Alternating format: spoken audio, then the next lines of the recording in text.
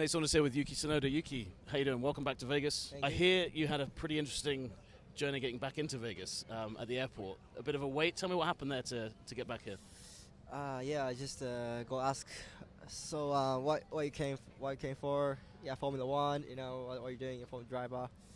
Also, you're professional athletes. Yeah, professional athletes. And suddenly, they brought me into like a small room, which it's not possible to use the event phone. You can open it.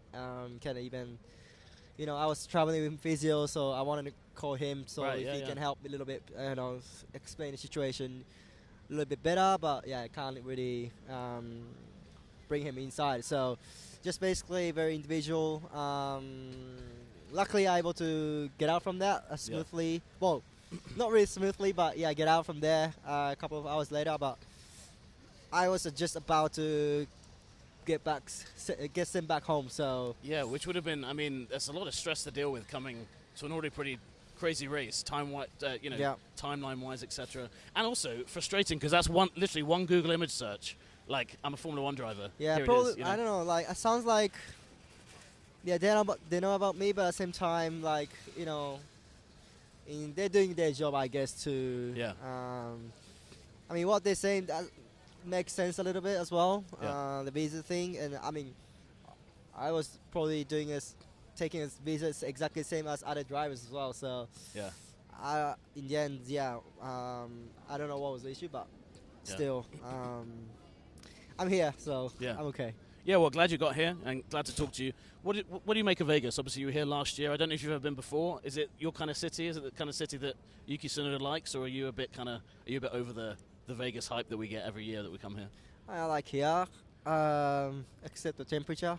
But yeah, it's crazy, right? This is one of the coldest races, and I'm from the UK. Oh, by far. This is awful. Yeah, I mean, I see you guys normally wearing t-shirt and shorts, right? But there's a few time of us. British people is just wearing your jumpers as well. So I think that's a good barometer of how cold it is. If the Brits are wearing a jumper, you know it's really cold. But it's nice. It's nice city, right? I mean, the nightlife is amazing here. Obviously, it's a race week, so at least myself, I don't really not able to do something Las Vegas thing, for example, casino or party. But I mean, a lot of hype into here, and I mean, the vibe here is always special, you know, in the racetrack and the Grand Prix itself. So I'm looking forward to it. Yeah.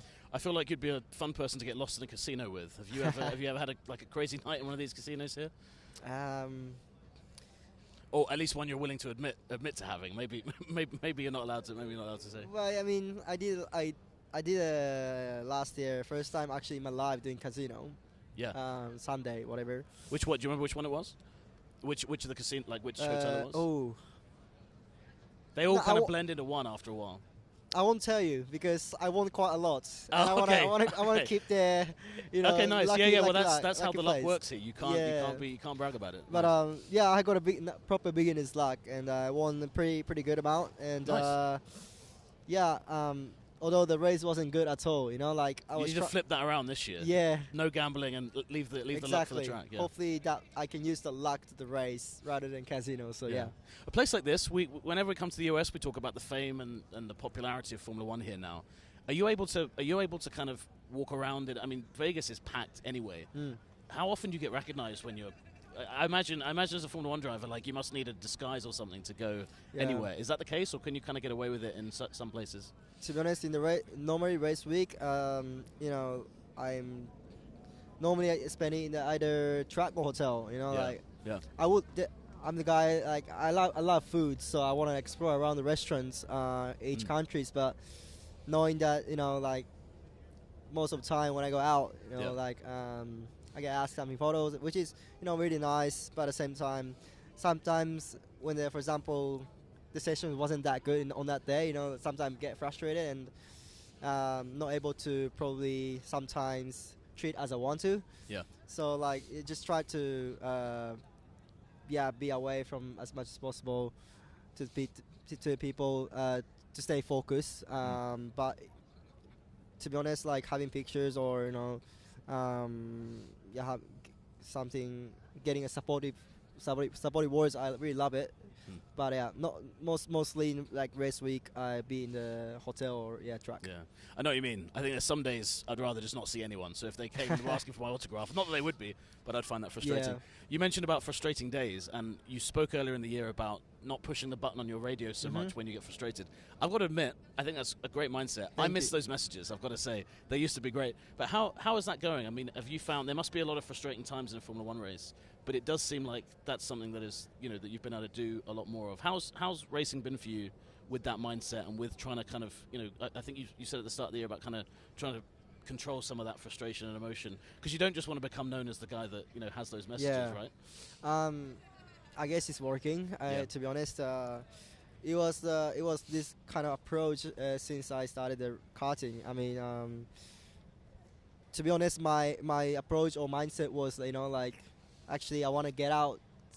I want to say something or say loudly to kind of decrease my stress instantly right after something happened, so I can refocus again. That was my kind of approach, and I think it was working. I guess without that I wouldn't be here. So yeah, right. But at the same time, like this kind of Formula One, it's not all about driving. All about yourself. Also, you have to think about team and sponsors as well.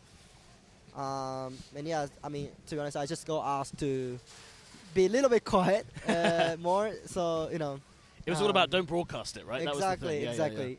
You can still, I guess, you can still do it just with no button push. Yeah, so you can just do it to yourself. Sometimes my thumb is just sometimes shaking. Like just want to really say something in radio, but yeah, it makes sense when I heard. But you don't have to press the radio. You just you can say in the helmet. Yeah. To be honest, that makes sense. But yeah, that recently I guess it's working. I mean, so far it's pretty consistent throughout the season. Compared to the last 3 years, which I was shouting quite a lot. So I'm happy with the current approach, and still just exploring a little bit. And I think it's not perfect yet, but I think I started to find a way middle way to calm myself and refocus without shouting anything.